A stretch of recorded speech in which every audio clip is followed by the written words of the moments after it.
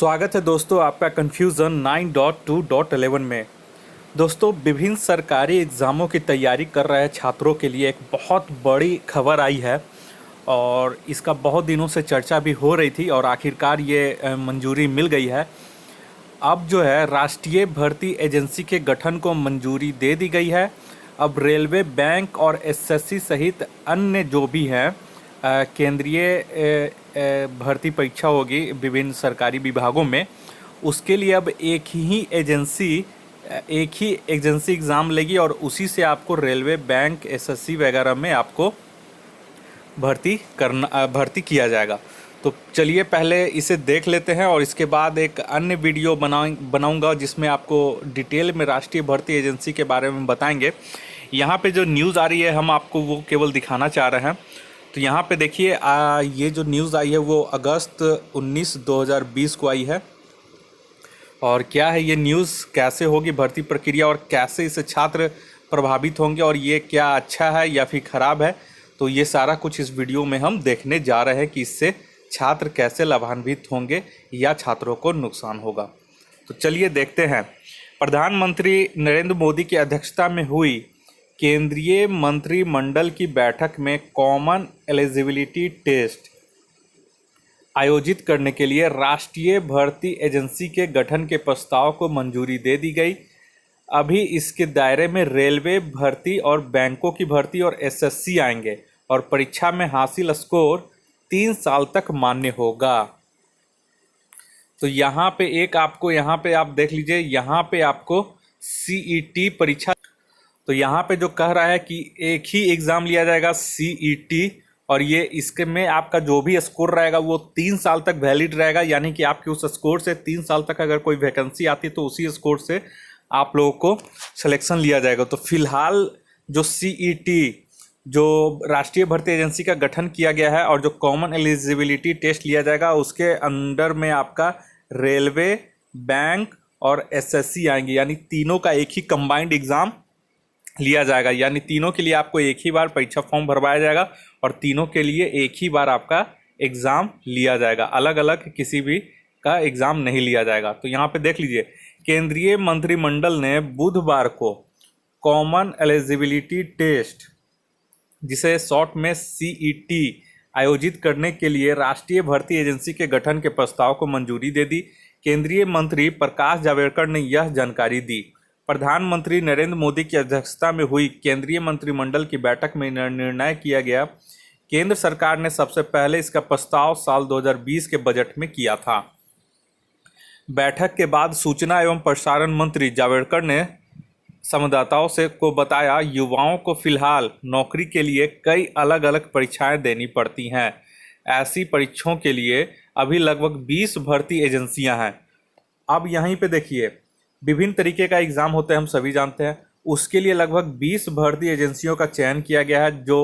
जो जैसे वैकेंसी निकलती है वैसे वैसे फॉर्म फिलअप करवाते हैं। इसमें क्या होता है, संसाधन ज़्यादा लगता है, खर्च ज़्यादा लगता है, स्टूडेंट का भी, सरकार का भी खर्च ज़्यादा होता है और सही से वैकेंसी होने की संभावना भी कम रहती है।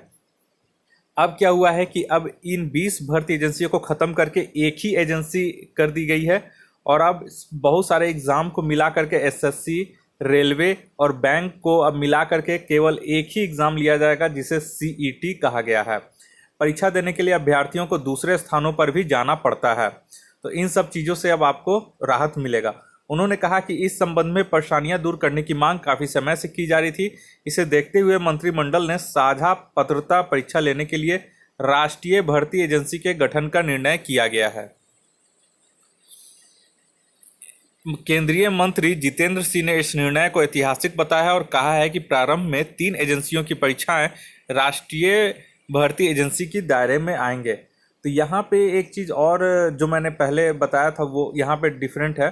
परीक्षाएं राष्ट्रीय भर्ती एजेंसी के दायरे में 3 एजेंसियों का सिलेक्शन किया गया। यानी 3 एजेंसियाँ जो मिलकर राष्ट्रीय भर्ती एजेंसी के दायरे में आएंगी और यही एजेंसी, जो एक एजेंसी है राष्ट्रीय भर्ती एजेंसी, इसी के अंतर्गत ये काम करेंगे और इसी के अंतर्गत एक लिया जाएगा कॉमन एंट्रेंस टेस्ट या कॉमन एलिजिबिलिटी टेस्ट। ठीक है, और ये कब तक, इसका स्कोर कार्ड आपका कब तक वैलिड होगा, यानी 3 साल तक। यानी इन 3 साल के अंदर आपका इसी स्कोर कार्ड पे आपका विभिन्न विभागों में विभिन्न जो रेलवे, बैंक और एसएससी है उसमें आपका जैसा स्कोर आएगा तो 3 साल तक आप उसमें भर्ती होने का चांस आपको उसमें मिलेगा।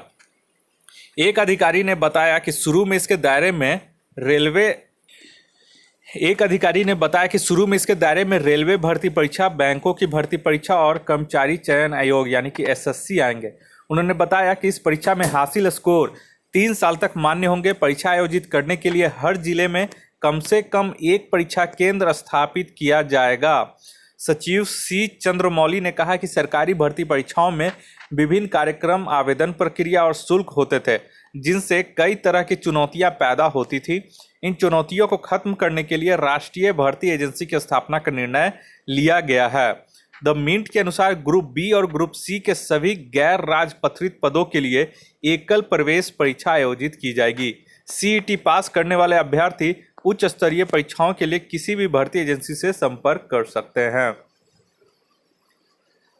प्रधानमंत्री नरेंद्र मोदी ने कहा कि राष्ट्रीय भर्ती एजेंसी करोड़ों युवाओं के लिए वरदान साबित होगी। कॉमन एलिजिबिलिटी टेस्ट के माध्यम से यह कई परीक्षणों को समाप्त कर देगा और कीमती समय और संसाधनों को भी बचाएगा। इससे पारदर्शिता को भी बड़ा बढ़ावा मिलेगा। तो ये था जो आज बहुत बड़ी खबर निकल कर आ रही थी और ये छात्रों के हित में था, इसलिए मैंने इस पर वीडियो बनाया। और इसके बाद एक पूरा डिटेल में मैं वीडियो बनाऊंगा पूरा इसके साथ, लेख के साथ, कि कैसे भर्ती प्रक्रिया शुरू होगी और कैसे लोगों को सिलेक्शन किया जाएगा इसमें, कि कौन रेलवे के लिए फिट बैठ रहे हैं, कौन एसएससी के लिए, कौन बैंक के लिए फिट बैठ रहे हैं, और एग्ज़ाम का जो मोड होगा वो कैसे होगा। ये सारा कुछ डिटेल आगे जो भी न्यू अपडेट आता है, जो भी नोटिफिकेशन है, उसको देख करके आपको डिटेल में एक वीडियो बनाऊंगा जो आप लोग को फ़ायदेमंद होगा। और उसी के हिसाब से अब आपको तैयारी करना पड़ेगा। जो भी इसमें अधिनियम, जो भी नियमावली बनाया जाएगा, उसी के हिसाब से आपको तैयारी करने में फ़ायदा मिलेगा। तो उसका भी मैं वीडियो बहुत जल्द बनाऊंगा। तो इसके लिए आप इस चैनल को सब्सक्राइब कर लें ताकि कोई भी नया अपडेट आए तो जैसे ही मैं वीडियो बनाऊँ तो उसका नोटिफिकेशन सबसे पहले आपके मोबाइल तक पहुँच सके। और इस बड़ी न्यूज़ को आप अपने दोस्तों में भी शेयर करें और इस चैनल को सब्सक्राइब कर लें। इस वीडियो को देखने के लिए आप लोगों का बहुत बहुत शुक्रिया। आपका दिन मंगलमय हो। धन्यवाद।